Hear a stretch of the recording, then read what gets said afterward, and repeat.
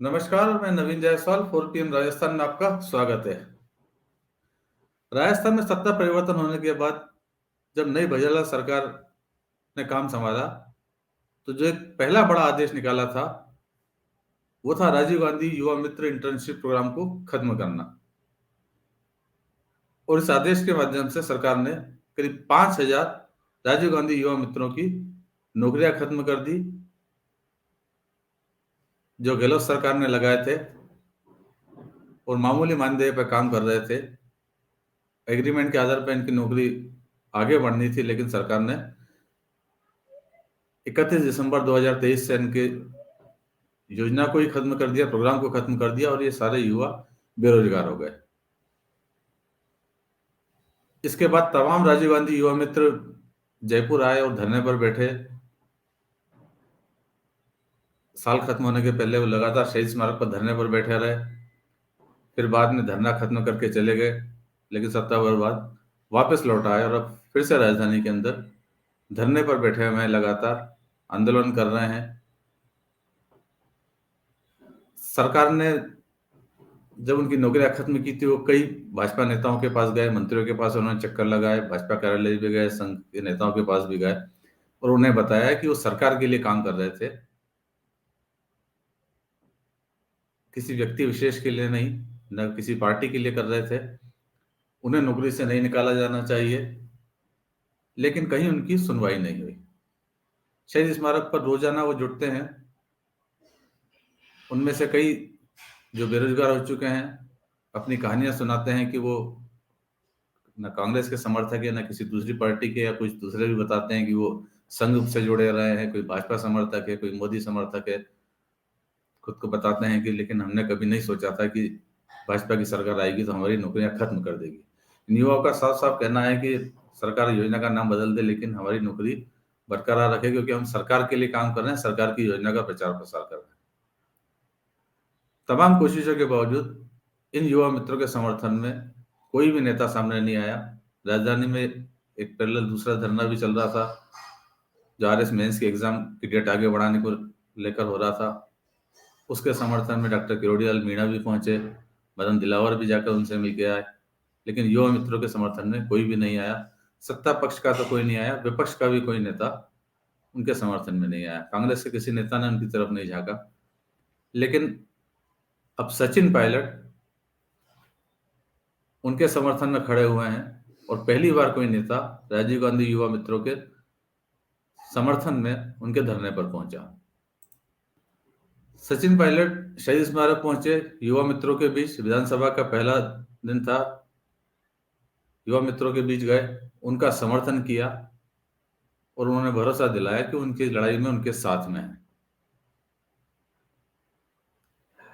यह स्थिति तब है जब कांग्रेस की तरफ से कोई भी बड़ा नेता उनके समर्थन में नहीं आया। जिन अशोक गहलोत सरकार के समर्थन का आरोप लगाकर बीजेपी ने इन्हें नौकरी से निकाला था, न अशोक गहलोत उनके समर्थन में आए, न कांग्रेस की तरफ से, कांग्रेस के प्रदेश अध्यक्ष गोविंद सिंह डोटासरा या संगठन की तरफ से कोई आया, न कांग्रेस विधायक दल के जो नए नेता बने हैं टीकाराम जूली, उनकी तरफ से कोई समर्थन इन युवा मित्रों को मिला। लेकिन सचिन पायलट तो फिलहाल राजस्थान में कोई ऑफिशियल पोस्ट होल्ड नहीं कर रहे हैं, वो उन युवाओं के बीच पहुंच गए और समर्थन जताया। के धरने में शामिल होने के लिए आया हूँ। बड़ा दुख का विषय है, कितने दिनों से इस ठंड में खुले आसमान के नीचे हजारों हमारे नौजवान लड़के लड़कियां यहाँ पर धरना दे रहे हैं। मैंने अभी कहा कि सरकार बनने के बाद काम ये होने चाहिए कि नौजवानों को अवसर और कैसे दिए जाए, नौकरी और कैसे दी जाए। बड़ा मुझे खेद है कि सरकार बनने के तुरंत बाद पहली मीटिंग कैबिनेट की हुई नहीं कि हमारे लगभग 5,000 नौजवान साथियों को नौकरी से निकालने का काम सरकार ने किया। मैं इसकी निंदा करता हूं और मैंने कहा कि सरकार को पुनर्विचार करना चाहिए। बिना कारण बताए, बिना नोटिस दिए हजारों नौजवानों के भविष्य के साथ जो खिलवाड़ किया है वो राजनीति से प्रेरित मुझे लगता है। इसलिए आप सबकी जो मांगे हैं उसके साथ हम सब लोग खड़े हैं। और जब भी साथियों ने कहा कि अगर आपको नौकरी के नाम से परहेज है जैसे आपने इंदिरा जी के नाम की जो योजना थी उसका बदल के आपने अन्नपूर्णा कर दिया, लेकिन योजना चालू रखी है। सभी साथियों ने कहा कि आप नाम से आपको परेड नाम बदल लो, लेकिन हमारा रोजगार मत छीनो। ये वो दल है जिसने कहा था कि देश में 2 करोड़ रोजगार हर साल देंगे।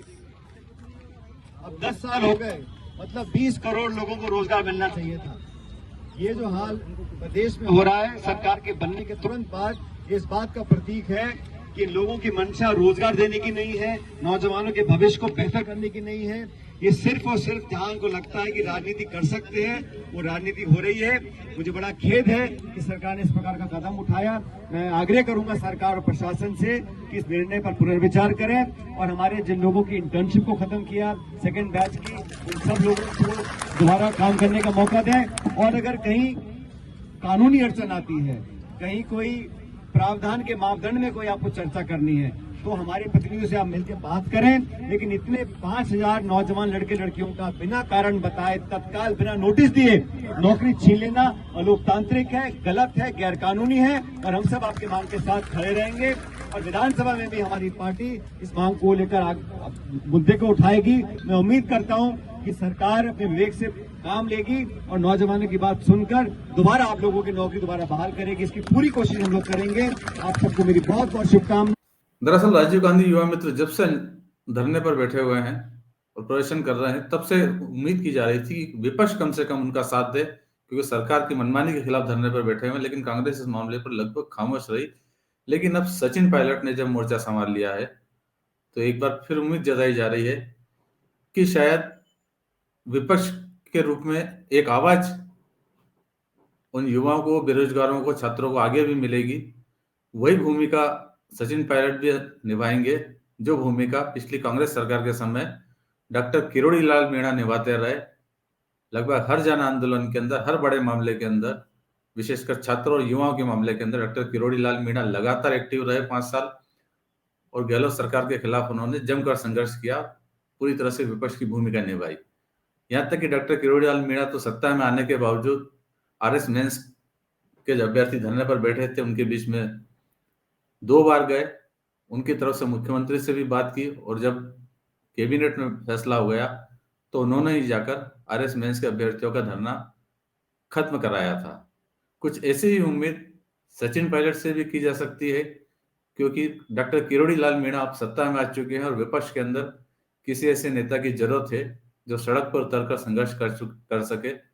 और सचिन पायलट ने जो आज तेवर दिखाए हैं, लगता है कि अब किरोड़ी लाल मीणा के रास्ते पर वो चलेंगे। वैसे पिछले 5 साल में भी जब गहलोत सरकार भी रही है, तब भी सचिन पायलट कम से कम सत्ता के साथ तो नजर नहीं आया। एक बार उन्होंने कोशिश भी की युवाओं की मांगे उठाने की, पेपर लीक के मामले, दूसरे मामले के ऊपर युवाओं को हर्जाना दिलाने की बात करके, या उससे पहले भी जब पिछली भाजपा सरकार थी तब भी सचिन पायलट ने लगातार सड़कों पर संघर्ष किया था भाजपा सरकार के खिलाफ। और इस बार फिर लगता है कि वो इस भूमिका में नजर आएंगे। तो फिलहाल इस वीडियो में इतना ही, और अंत में एक बार फिर आपसे यही कहना है कि 4PM राजस्थान चैनल को सब्सक्राइब जरूर करें और इस वीडियो के लिंक को जितना ज्यादा हो सके उतना शेयर भी करें। नमस्कार।